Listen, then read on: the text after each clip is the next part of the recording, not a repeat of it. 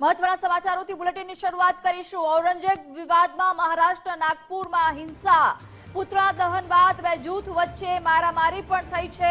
ટોળાએ સામસામે પથ્થરમારો કર્યો છે તો આગચંપી પણ કરી છે।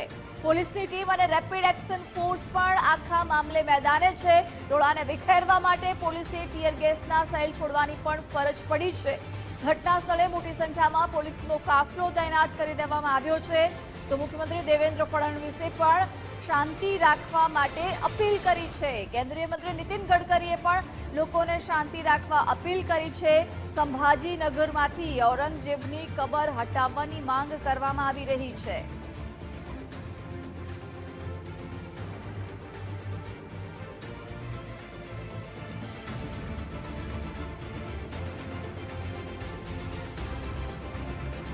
मिसकम्युनिकेशन के कारण ये घटना घटी है। अभी सिचुएशन कंट्रोल में है।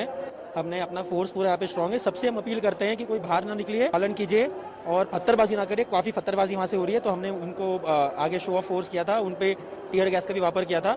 अभी सिचुएशन कंट्रोल में। कई छोटी छोटी कोई गाड़ी को आग लगाई है तो उसको हमने फायर ब्रिगेड बुला के उसको भी हमने प्रोटेक्टिव सपोर्ट फोर्स देके उसको भी बुझाया है। हाँ, थोड़े बहुत इंजोर हुए हैं, कुछ आगे पीछे। मेरा भी थोड़ा सा पैर इंजोर हुआ है पत्थरबाजी में, तो वो चल रहा है। बट हम लोग का भी सबसे विनती है, अपील है कि प्लीज शांति बनाए रखिए और हम लोग सबसे अपील करते हैं शांति बनाए रखिए और अभी उचित जो कानूनी कार्रवाई है वो शुरू है।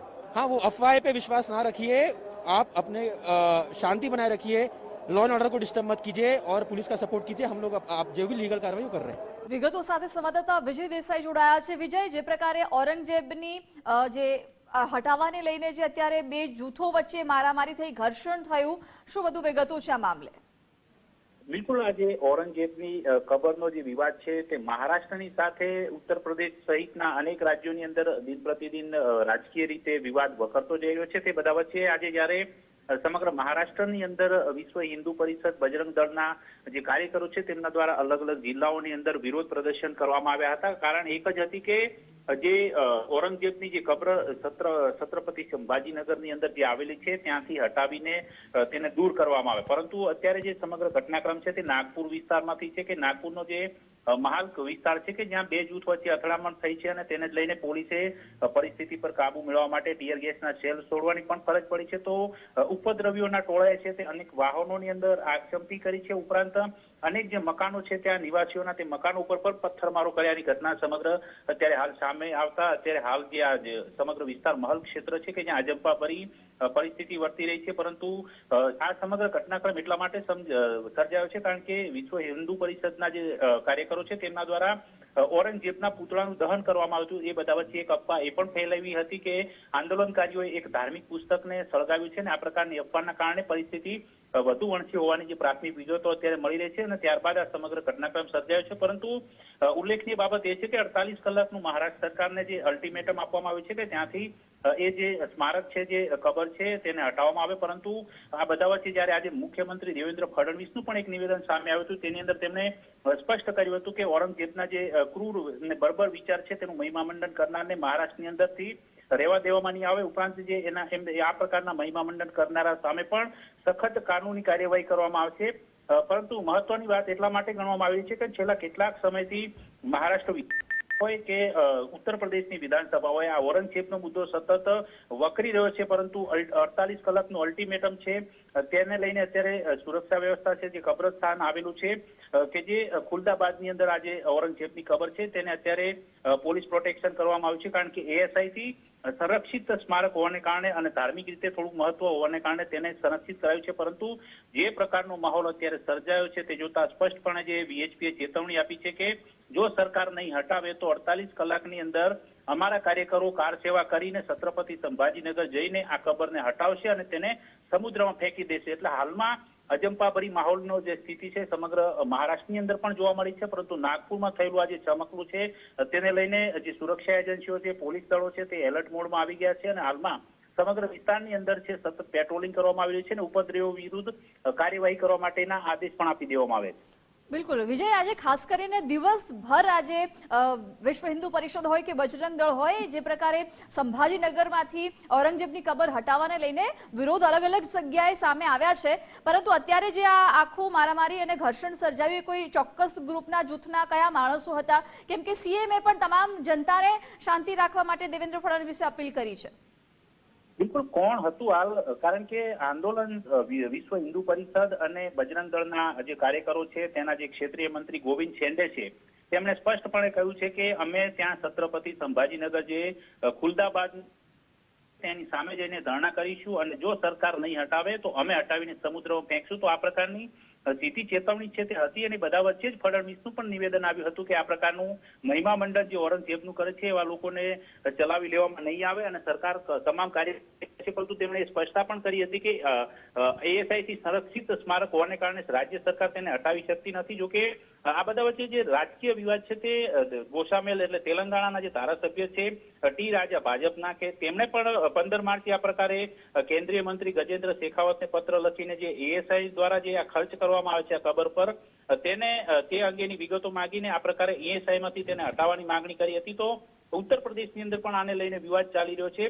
એટલે હવે જોવાનું મૂળ વસ્તુ એ રહેશે કે આખરે આ પ્રકારે ઉપદ્રવ મચાવનારા વ્યક્તિઓ કોણ હતા, તેને લઈને અત્યારે હાલ પોલીસ તપાસ કરી રહી છે. કારણ કે નાગપુરનો જે આ મહાલ ક્ષેત્ર જે ગણવામાં આવે છે તેની જે સમગ્ર ઘટનાક્રમ છે જે ચીકની પાર્કથી લઈને શુક્રવારી તળાવ રોડનો જે બેલ્ટ છે આ વિસ્તાર અત્યારે હિંસા પ્રભાવિત છે અને ત્યાં પોલીસ દ્વારા પેટ્રોલિંગ વધારવામાં આવ્યું છે. સાંસદ અને કેન્દ્રીય મંત્રી નીતિન ગડકરી કે જેઓ નાગપુરથી આવે છે તેમણે શાંતિની અપીલ કરી છે. ફડણવીસે પણ શાંતિની અપીલ કરી છે. કારણ કે જે પ્રકારનો માહોલ સર્જાયો છે તે કોમી વૈમનસ્ય ફેલાય અને તેના કારણે રાજ્યની શાંતિ ડોળે તે પ્રકારનો આ એક જે કાર્યકરો દ્વારા કરવામાં આવતા સામસામે જે વિરોધ પ્રદર્શન છે તેને લઈને પરિસ્થિતિ વધુ અણસાર આગામી દિવસોમાં પણ આવી રહ્યો છે. પરંતુ જોવાનું એ રહેશે કે મહારાષ્ટ્ર પોલીસ, મહારાષ્ટ્રની સરકાર અને ત્યાંના વિપક્ષી દળો આ સમગ્ર જે વિવાદ ઉભો થયો છે તે વિવાદને ઠારવા માટે કેવા પ્રકારના પ્રયાસ કરે છે, કે પરંતુ એનાથી વિપરીત જઈને રાજનીતિ ખેલાય છે અને આ પ્રકારે મહારાષ્ટ્ર શાંતિ અણાય છે, એ પણ એક પ્રશ્ન હજી ઉભો છે. બિલકુલ, એટલે વિજય, સતત વિરોધ પ્રદર્શન અને હવે હિંસા પણ થઈ રહી છે આ માંગ સાથે. એવામાં રાજકીય વર્તુળોમાં શું ચર્ચા થઈ રહી છે? કેમ કે અલ્ટિમેટમ હવે તો આપી દેવામાં આવ્યું છે સરકારને, એટલે કેવી શક્યતાઓ દેખાઈ રહી છે નિર્ણયને લઈને? બિલકુલ, ત્યાંનો જે મહારાષ્ટ્રની અંદર જે શિવસેના ઉદ્ધવ બાળાસાહેબ ઠાકરે જૂથ છે જે વિપક્ષમાં ભૂમિકામાં છે, તેના જે સંજય રાઉત છે તેમણે તો સ્પષ્ટ કહ્યું છે કે કેટલાક લોકો નવા હિન્દુત્વથી પેદા થયા છે અને ત્યાં જ કેટલાક નવા મુલ્લા પણ પેદા થયા છે અને અત્યારે તેમને રાજનીતિમાં આવ્યા છે. એમને હકીકતમાં ઇતિહાસ ખબર નથી. એટલે મરાઠાઓનું જે શૌર્યનું એક સ્મારક છે તે આવનારી પેઢીઓ માટે રહે અને શિવાજી મહારાજ અને મરાઠા સૈનિક આક્રમકો સામે કેવી રીતના લડ્યા હતા એ માટે આ સ્મારક રહે તે પ્રકારનું સંજય રાઉતે નિવેદન પણ આપ્યું હતું. આ ઉપરાંત જે બજરંગ દળના નેતાઓ છે તેમણે તો એવું પણ કહી દીધું છે કે બાબરી મસ્જિદ જેવા હાલ છે. કારણ કે બજરંગ દળના એક નેતા છે નીતિન મહાજન, તેમણે આ કબરને લઈને એવું કહ્યું છે કે બાબરી મસ્જિદ જેવો હાલ અહીંયા આ જે કબર છે તેનો થશે.